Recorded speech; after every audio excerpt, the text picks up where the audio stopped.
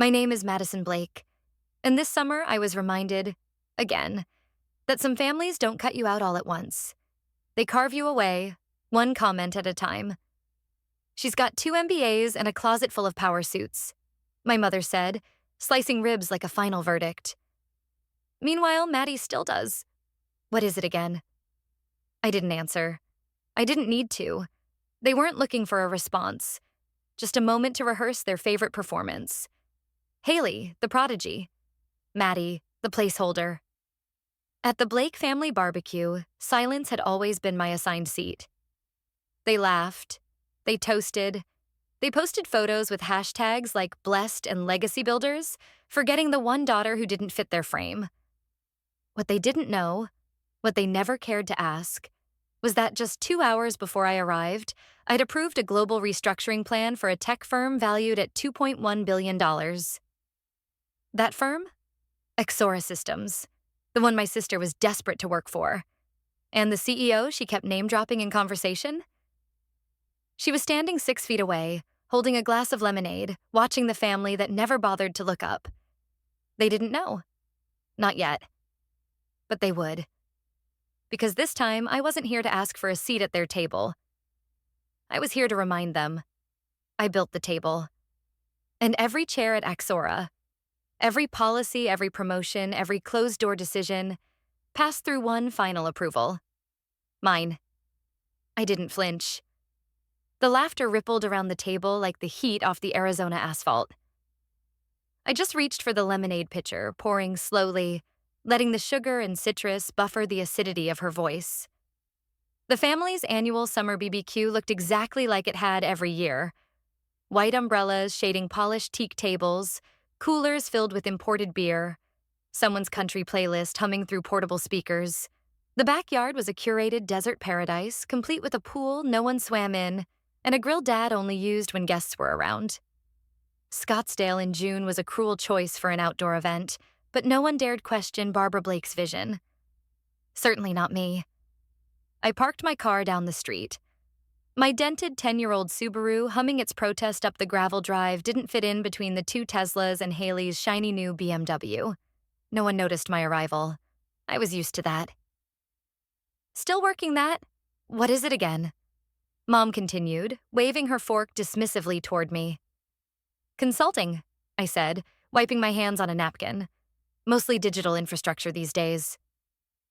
Consulting, she repeated like it was a made-up word. Sounds vague, like astrology with a LinkedIn profile. Haley laughed, loud, intentional. She always timed her reactions with an eye on the audience. Today, it was our Aunt June and a few of Haley's sorority sisters who lingered near the mimosa bar, pretending not to eavesdrop. I actually just got an interview, Haley announced, dabbing at her lip gloss as if that detail needed to shine. With Axora Systems, they've been recruiting heavily, and I made it past the initial shortlist. Axora? I repeated, voice flat. I stirred my lemonade with the tip of my straw, watching the ice swirl. You've heard of them? She asked, eyes narrowing. They're insanely competitive. No one even knows who the CEO is, which is kind of genius, right? Just this powerhouse woman hiding in plain sight. Total boss move, but I'll win her over. I always do. I smiled slightly. Not enough to be rude, just enough to be amused. My phone buzzed quietly in my lap. I glanced at the screen, an internal HR notification through the app. Haley Blake has been scheduled for a preliminary interview. Next Thursday, 2:30 p.m. Of course she had. Dad flipped a steak with all the seriousness of a surgeon. That's excellent, sweetheart. Maybe if things go well, you'll be managing people like Madison soon. Oh, Dad, Haley cooed. Let's not get ahead of ourselves. I'm sure Maddie would make a lovely assistant. I could have said something. I could have reminded them that I paid the mortgage on the condo they thought Haley bought with her consulting bonus. Or that the nonprofit Mom liked to boast about volunteering at was fully funded by one of my side ventures. But I didn't. I hadn't for 10 years. Silence gives people the illusion they're right, but silence also builds interest, especially when you know the ending. Just Venmo me your share for Dad's birthday gift, Mom added, checking her Apple Watch. Haley already covered most of it. Again. I nodded. Sure. I stood and wandered toward the edge of the yard, away from the grilling smoke and clinking glasses, into the strip of artificial turf that separated the seating area from the stone wall that marked the Blake property line. The Arizona sun beat down like an accusation, but I welcomed the burn. That woman, I thought, sipping lemonade, is me. And she doesn't forget who dismissed her for 10 years. I thought we screened for conflicts of interest, Sophie said, sliding a folder across my desk. Then this name showed up. The name was bolded at the top of the resume, Haley Blake, as if the system itself wanted to make sure I didn't miss it. Her headshot beamed with polished confidence, perfectly styled curls, and a cream blazer that screamed, "I'm your next VP." I didn't react. Not visibly.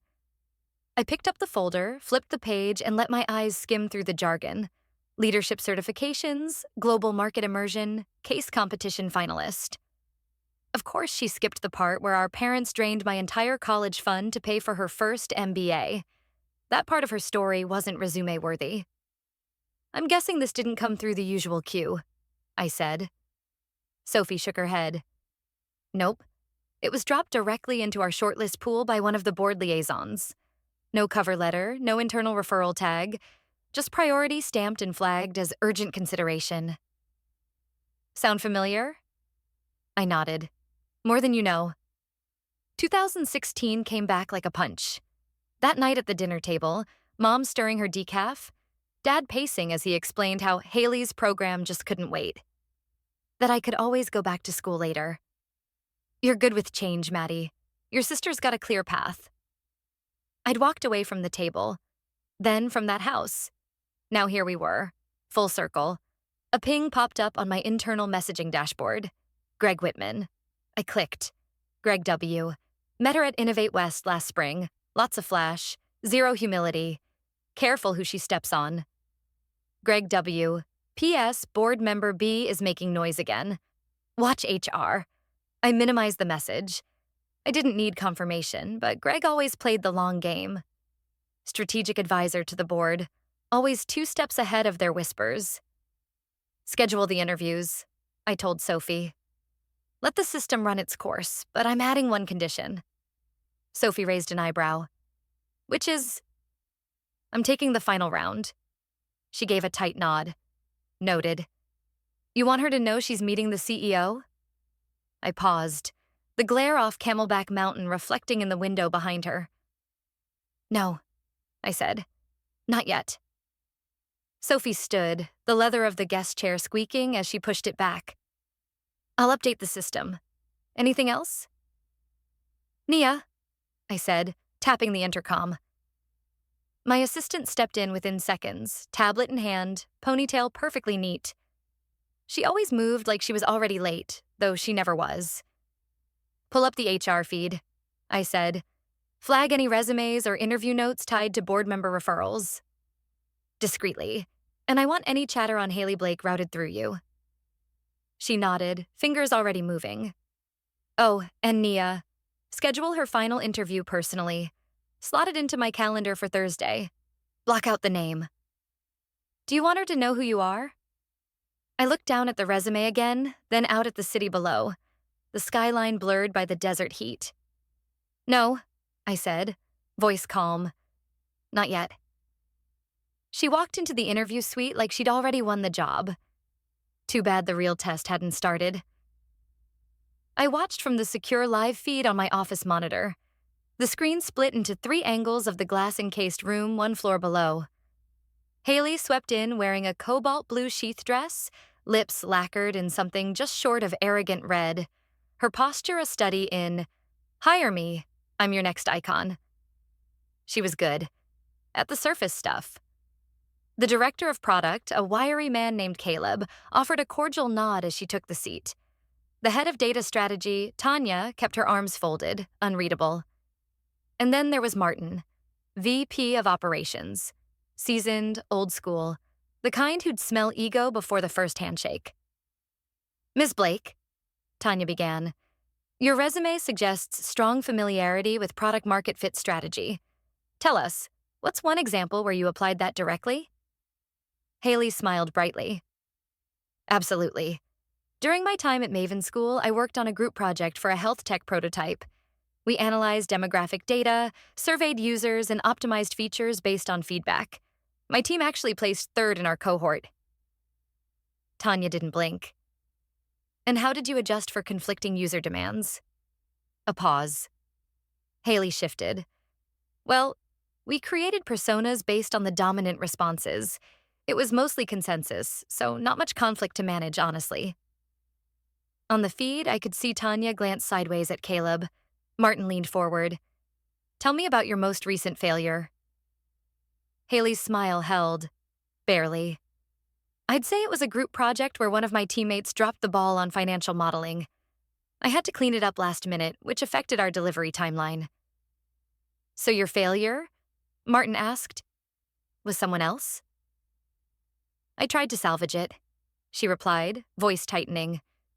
But yes, the team dynamic didn't help. I zoomed in slightly on the feed. Caleb tapped a few notes into his tablet. Tanya's expression stayed flat. Martin exhaled, slow and deliberate. Outside the room, Nia leaned against a side panel, watching through the one-way glass. Her phone buzzed and she raised it to eye level. A screenshot lit up the screen. Haley Blake posted, "Future executive at Axora, manifesting it." Nia didn't smile. She just forwarded it to me. Subject line, "Your prodigy is manifesting hard." By the time the interviews wrapped, Haley looked confident. Not quite as smug, but clearly thinking she'd made an impression. She shook hands, thanked everyone, and walked toward the glass door where Tanya paused her. "You've made it to our final stage," she said.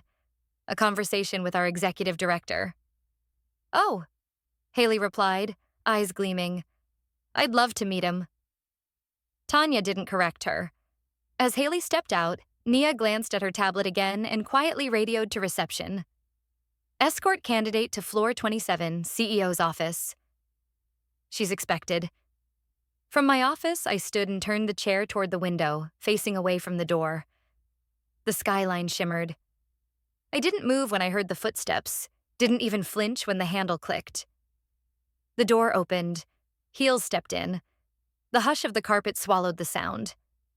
The chair was still turned. The moment hung. "Please have a seat," I said, voice even. "I've been expecting you." ChatGPT Jan Noy. Banla CEO? Her voice cracked, the confidence slipping like too tight heels on polished floors. I didn't answer at first. I let the silence bloom, wide, reverberating, almost sacred, inside the tall glass chamber of my office. The Camelback Mountains stood in the background like eternal witnesses. Haley, standing just inside the door, looked small in contrast. I turned my chair fully to face her. Her eyes widened. Her mouth opened, then closed. Her feet didn't move. "You," she stammered, blinking. "Your MB?" "You never asked," I said evenly. "You assumed." She reached for composure like it was an accessory she'd forgotten to bring. "Why didn't you tell anyone? Why keep this from the family?" I stood, calmly. Because some things don't need announcing, especially when no one ever thought to listen. The folder was already on the table between us, thin, clinical, decisive.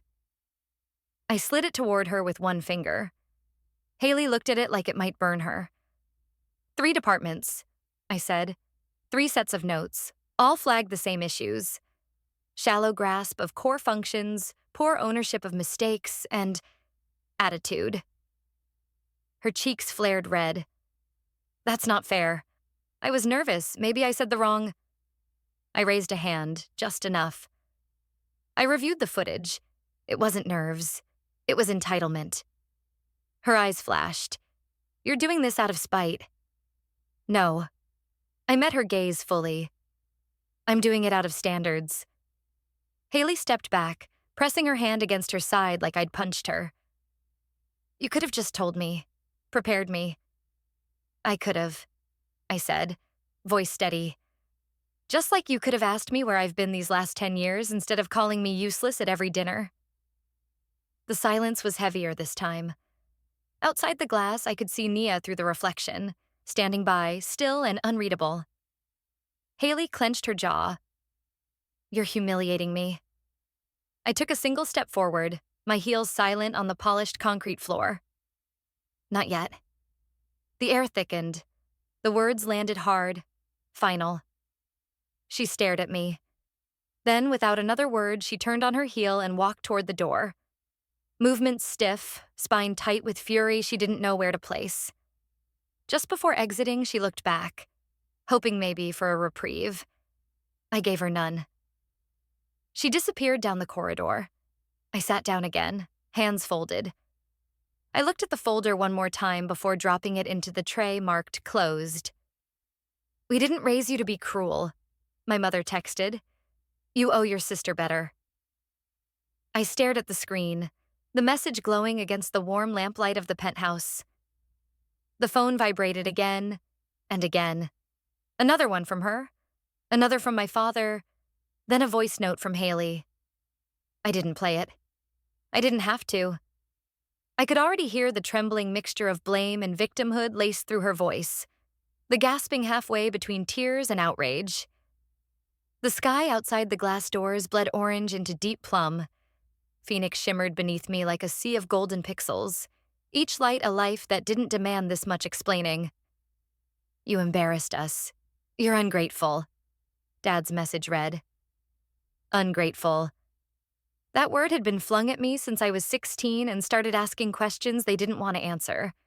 Since I skipped the family vacation to attend a coding boot camp. Since I chose to build something instead of carry their expectations. The phone lit up with another ping. Greg this time. Greg Whitman. Public buzz is starting.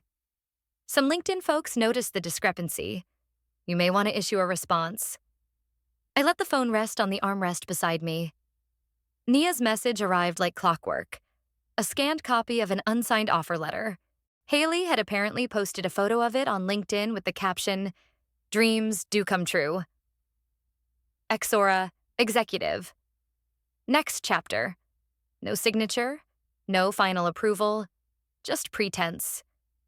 I leaned back on the velvet couch, letting the silence stretch around me. Let the silence speak. I whispered it aloud this time, just to feel the truth of it vibrate in the air. Let them sit in it. Let them reach for excuses, explanations, some version of me they could still command. I owed them nothing. Not a justification, not a warning, not a shield from consequence. My eyes landed on the side table. The latest copy of Forbes had arrived that morning, its edges still crisp, the weight of it deliberate. I picked it up. There I was. The woman behind Axora. The photo was tasteful, understated. Dark suit, subtle smile, glass walls behind me. The caption beneath read, Madison Blake, founder and CEO of Axora Systems, took the company past the $2 billion valuation mark in May 2024. She operates without fanfare, without apology. I never needed a stage, she says. Just a desk, and the power to say no. I set the magazine down, then picked up another, and another. I laid out 10 copies in a row across the dining table. Then I went to the drawer. 10 plain white envelopes. I placed one magazine in each. On the front of every envelope, I wrote one name. Barbara, Douglas, Haley, Aunt Marcia, Uncle Theo, Grandpa Blake, and so on. 10 names, 10 reminders, no message inside, no apology, nothing to explain. I sealed them shut. Carefully, silently, intentionally. Let them read, let them remember. The BBQ didn't happen this year. I guess no one felt like grilling next to the elephant in the room. That was the subject line of a group email sent by Aunt Marcia. A half joke wrapped in regret, CC'd to everyone, including me, as if a potluck and some sangria could season away the past 3 months. I didn't reply. September had rolled in without ceremony. The desert heat began to soften, but my calendar didn't.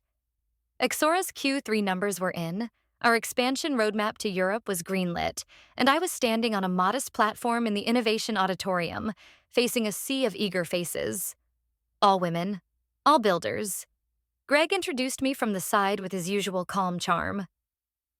And now, for the first time on this campus, the person who signed every executive hire, approved every major product pivot, and built this place from scratch, Madison Blake. There was polite applause. No standing ovation. Just the kind of quiet awe I preferred. I took the mic with steady hands. The stage lights weren't too harsh. The Axora Systems logo glowed faintly behind me. I started in a one-bedroom apartment in Tempe, I said, eyes sweeping the rows. No funding, no co-founder, just a stubborn Wi-Fi router and spite, the kind that sharpens you. Laughter rippled lightly. I paused, let it settle. I wasn't supposed to be here, I continued. Not by family design, not by corporate templates, but I built something they couldn't ignore. A young woman in the second row raised her hand. Her badge read, Leah, Product Intern. What did you do?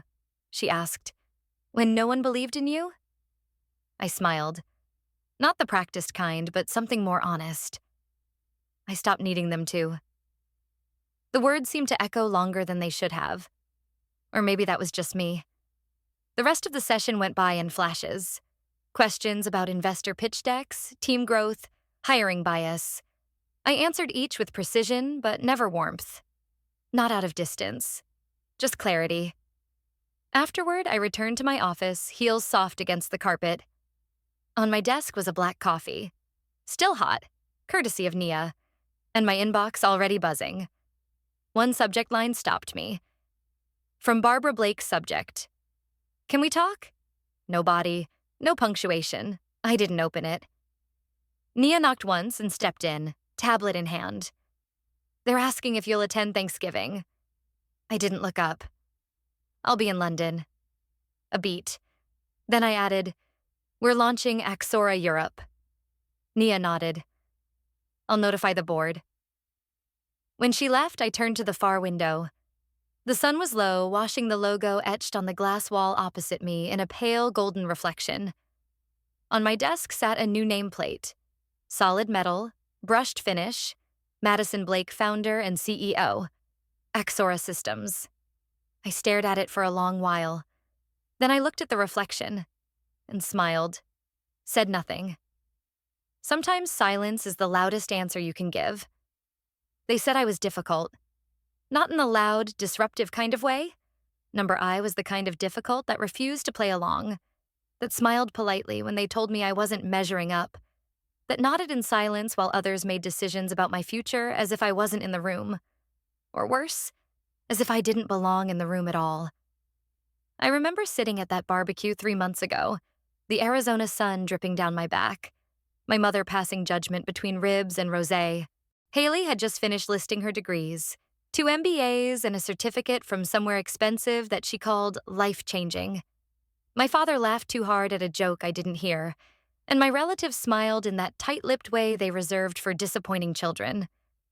No one asked what I did. Not once. But I've stopped expecting the question. Because if they'd asked, I would have had to tell them the truth. And the truth has sharp edges. They never saw me building Axora from the bones up in silence, between rejections and nights with no heat. They never saw the spreadsheets I color-coded to cope with isolation, or the investors who said I needed a male co-founder to be taken seriously. They didn't see the months I spent learning code because we couldn't afford an engineer, or the time I collapsed on the floor after our first failed beta launch. But now they've seen my name. On a glass wall, on a magazine cover, on a contract they'll never touch.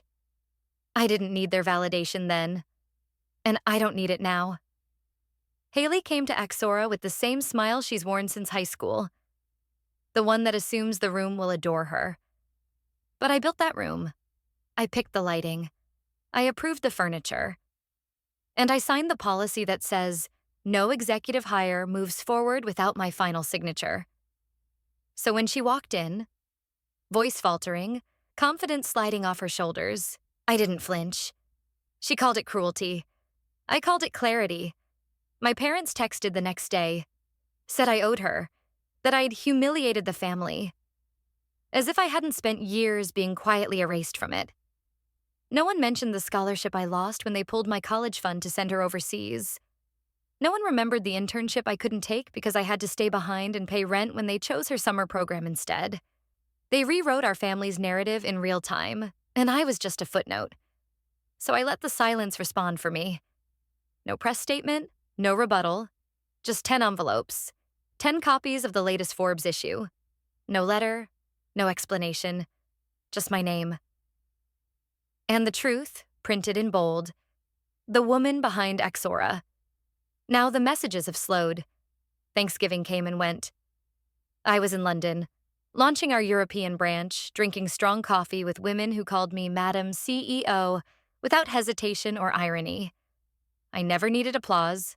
I needed space. And now I have it. There is no revenge sweeter than integrity. No louder victory than restraint. They underestimated her, not because she was unworthy, but because they never cared to look deeper. And by the time they did, the door to her world was no longer open to them. Justice didn't arrive with noise or fury. It arrived in quiet decisions, sealed envelopes, and the unmistakable silence of someone who no longer needs to explain. When injustice is met with unwavering clarity, the final verdict doesn't need to shout. It simply echoes. And sometimes walking away is the loudest truth you can leave behind. They called her useless. Not good enough. The invisible daughter standing quietly behind the glow of a younger sister pampered with college funds, family favor, and barbecues curated for appearances. But while they were busy rewriting the story to suit themselves, she was building an empire. In silence. In shadows. One decision at a time, never needing applause. She is Madison Blake, the woman behind Axora Systems, and for the first time, they couldn't look away. If you've ever been underestimated by your own family, if your name was left off the list, or your seat was never set at the table, if you've sacrificed in silence just so someone else could shine, then remember this. Recognition doesn't have to come from those who chose not to see you. You don't need an apology to move forward. And sometimes, silence is the loudest response of all. Thank you for staying with Madison's story until the very end. If you've ever felt like her, erased, underestimated, or quietly dismissed, drop a comment. We see you, and you're not alone. Don't forget to subscribe for more stories of justice that doesn't scream, but speaks through truth, timing, and the power of presence. And if you're in the middle of rebuilding your place in a world that once left you behind, remember this. You don't need an invitation to enter the room when you're the one who designed the door.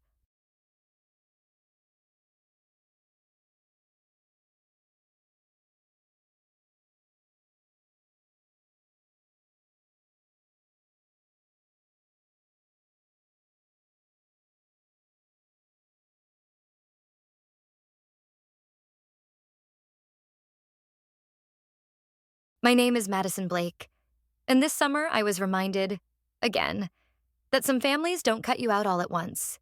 They carve you away, one comment at a time.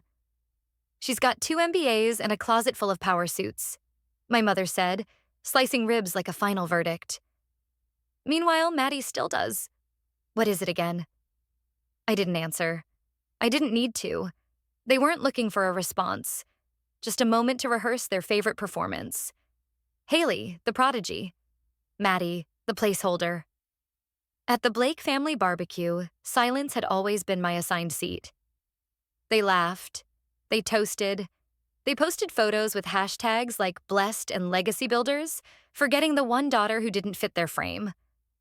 What they didn't know, what they never cared to ask, was that just 2 hours before I arrived, I'd approved a global restructuring plan for a tech firm valued at $2.1 billion.